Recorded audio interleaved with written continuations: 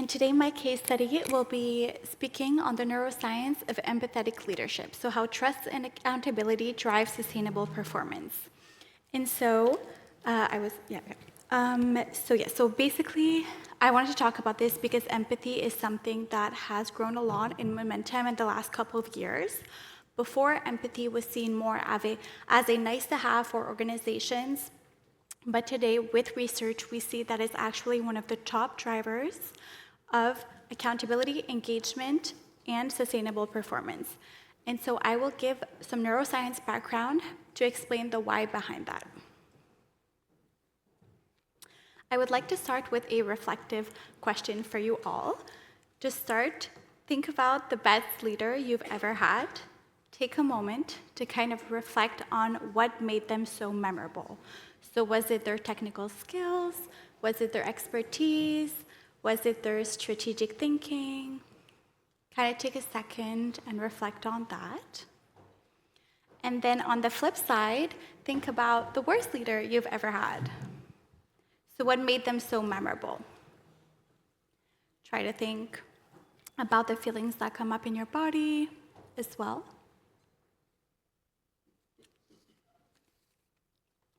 Perfect.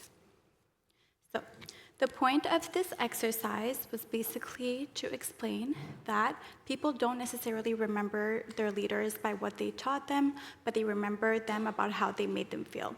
And so today I will use some neuroscience-backed research to explain how leaders are actually the ones that are shaping the nervous system and the employee experience. So, as you know, the workplace has changed dramatically. We used to go following a model where leaders were really directing, more of an authority-based, commanding-based leadership style. And today we see that employees are expecting a different leadership style that is more driven by engagement, connectivity, and purpose as well.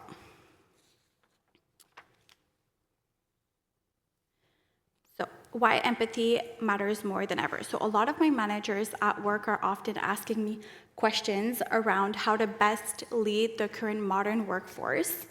And so I often tell them that you need to understand that the environment has changed. People are experiencing a lot of change, rapid change, competing priorities, burnout. We have a lot of information overload as well, and this means that the leadership also has to change at the style that we manage our people with. So people are not working hard physically, but they're working harder neurologically, and the current workforce has increased their demands on employees' nervous systems as well. And so this is why we have to adapt, because leaders, with the research that I will explain, will talk about how it is really up to the leaders to shape how employees will actually experience their environment, so whether it is in a threatening way or in a trusting way. So I am not a neuroscientist, but obviously, like all of you here, we deal with a lot of cases with bad managers, with people that go on leave, burnout, all of those things. And so I kind of wanted to take a step back and understand what's happening in our physical bodies when employees are facing those situations. So we have the amygdala, that is the part of the brain that is responsible for detecting threats, but not only physical threats, but social threats as well. So feeling excluded, being ignored, being embarrassed, and not feeling safe to speak up. And so when that part of the brain is activated, we have the prefrontal cortex that is not as efficient and stops working, which is the part of the brain that's responsible for learning and creativity and strategic thinking and problem solving.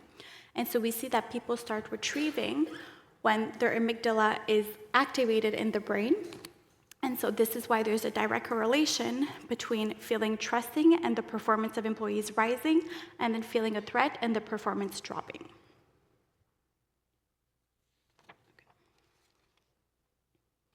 Yes, so going back to my explanation that leaders are actually the ones that are setting the tone for the nervous system of their employees while they're at work, we have two very different scenarios that will give very different outcomes.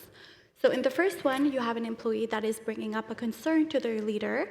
The leader is dismissing or doesn't actually treat it as an important concern. And then we have the employee that is facing a threat and feels a threat, and so they become withdrawn, they are not as engaged anymore, their creativity goes off, their problem solving as well. And on the other hand, you have a leader that actually is going to validate that concern, ask questions, be curious. And on that side, you have the employee that actually feels more trust towards their employees and that exhibits more engagement. So we have two different scenarios, two different leadership styles, and two different outcomes.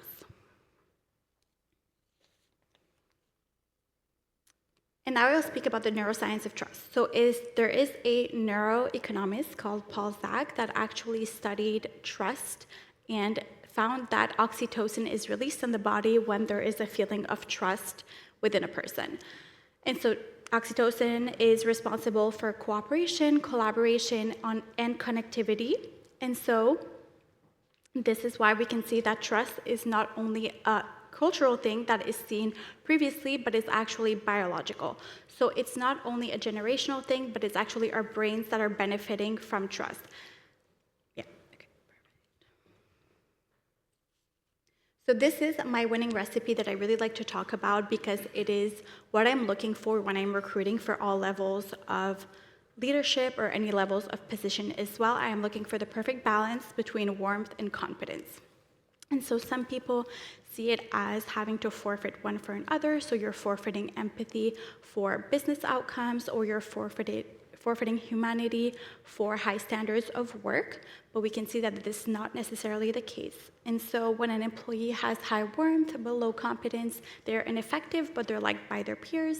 When they have high competence but low warmth, they are respected, but they are feared. So that's where our nervous system comes in. And the perfect balance is actually a mix of warmth and competence. Switch that. So let's talk about what the research actually says around this. And so we have Amy Edmondson that spoke about psychological safety, and she's actually the one that came up with the subject of psychological safety.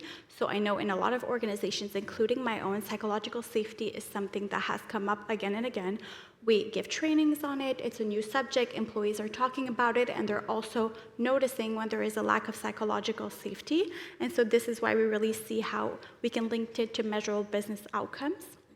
And so she found that the more psychological safe an environment is, the performance of the team is better.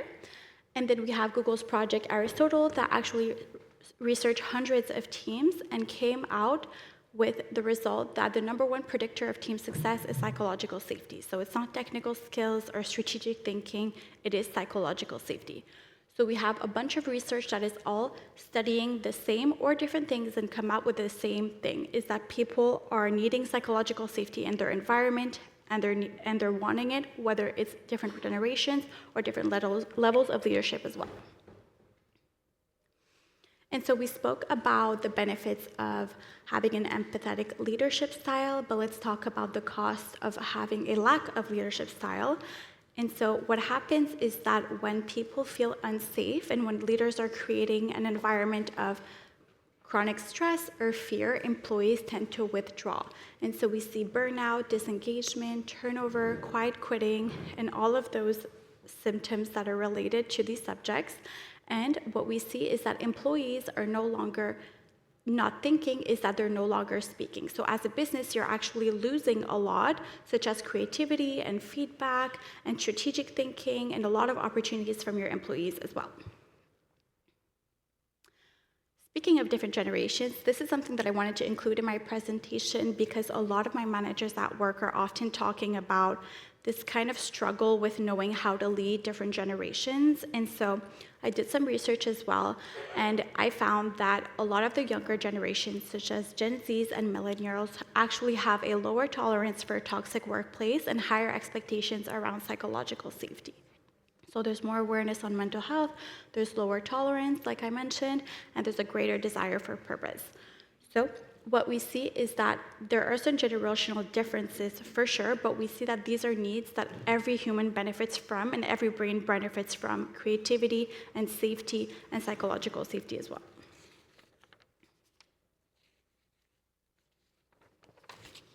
So let's talk about what empathy looks like in practice. A lot of our managers often feel like it means that they can't say no anymore and they have to say yes to everything. They have to avoid difficult conversations, or they can't give critical feedback anymore, but this is not what it means. So what it means to be an empathetic leader is not only to be nice and to say yes to everything, but it actually is to be intentional and to look at the human in front of you. And so active listening is a big one. Actually being curious and asking questions before jumping to judgment or conclusions as well. Having consistent and clear expectations. And so the list goes on, but what we see is that it is not measured through big leadership acts, but it's through consistent small actions that kind of compound over time. So now let's go back to your initial question. Try to think again about the best leader you've ever had and what made them memorable, and then the worst leader you've ever had and what made them memorable as well. And try to think in your team this week what you could do as a small action with all of your team members or direct reports that would make them feel a little bit more trusting or a little bit more supported.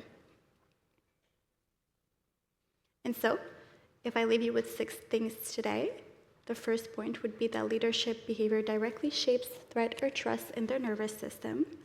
Empathy with clarity strengthens accountability. Chronic stress impairs performance by triggering the amygdala and then defecting the prefrontal cortex. Modern employees expect leaders who create trust, connection, and meaning. There is a lower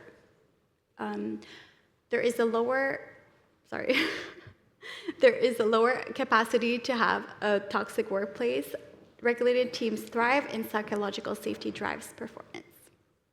And so, like I mentioned before, employees, they will often forget what their leaders say, but they will never forget how they made them feel.